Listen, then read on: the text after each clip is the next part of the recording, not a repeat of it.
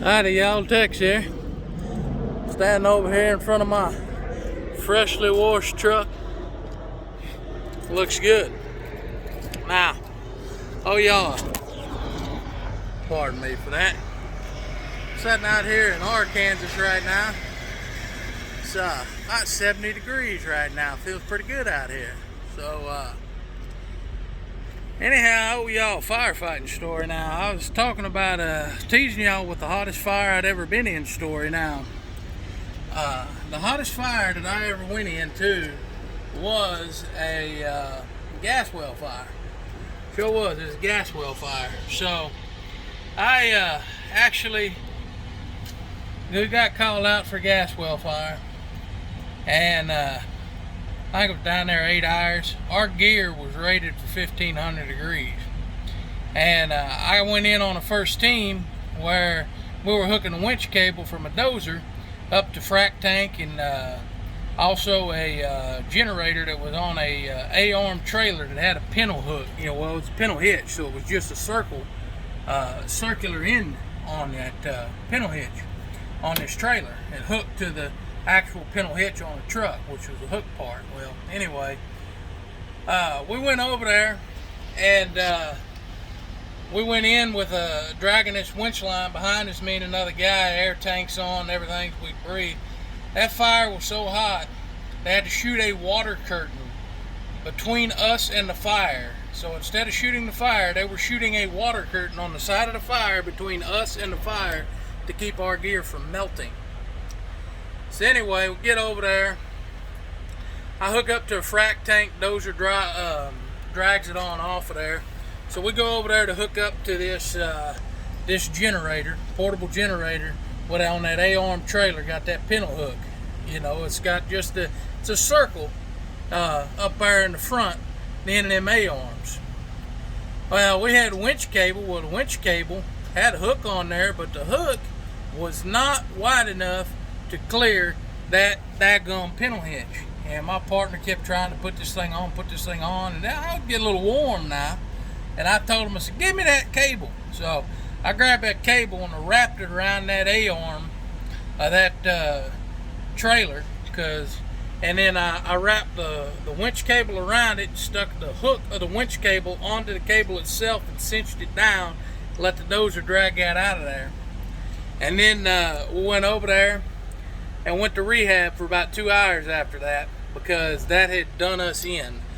Cold towels on your neck, drinking ice cold water, that sort of thing, Come back out. By this time, the boys with the brass tools have arrived. I guess the well cappers is what you call them. So they go in there, and it was basically a blowed out well on a shallow drill. So when we got on scene, we actually transported 6 to the hospital. We landed 4 helicopters simultaneously in this big old field we were in, and sent 2 of them out via ground ambulance. Well, after the boys with the tools showed up, it wasn't a special firefighting team, because this was a shallow well that this blew out in. Wasn't real deep in the ground yet. So boys with the brass hammers show up, and we are instructed on how to blow this fire out. So we took a 2.5 inch line and 2 inch and 3/4 inch lines, opened the lines up simultaneously, blew the fire out, and then we closed off the 1 and 3/4 lines, left the 2.5 running as cover, while the guys with the brass hammers went in there, stuck a cap on it, got everything down. Now you're probably wondering, if you don't know anything about oil well or gas well firefighting or anything like that, you're probably wondering, well, why you keep calling the boys with the brass hammers? What's the significance of their hammers, whatever they're made out of? Brass does not spark. So if you have a gas well fire, if you have an oil well fire, anything like that, when they blow those out and they go to cap them, stick a cap on there to try to keep it from shooting out any more leaking, so there's no more flammable material coming up, Well, in order to secure that, they got to use brass tools, because if they get any sort of spark, it'll just reignite again, and them boys will be dead. Because when it reignites, that's a very, very hot fire, and anything in the vicinity of it is going to be in a very, very bad way.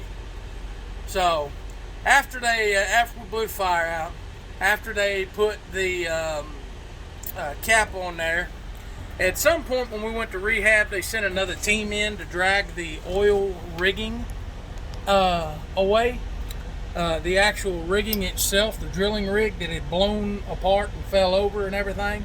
And so they sent guys in, they stuck 2 winch lines on that. The dozers drug that off to the side so you had a clear hole for the boys with the brass tools to go play in. Anyhow, so once it was said and done, we had a massive water tender operation. I call them tankers, but them wildland firefighting boys, they get confused because to them a tanker's an airplane full of either fire retardant or water, or a helicopter with a bucket dangling off the end of it full of water. That's a tanker to them wildland boys. So water tender's a ground-based tanker. It's still a tanker to me. But anyway, we had portable tanks out, 3 or 4 of them, 500-gallon portable tanks, completely full.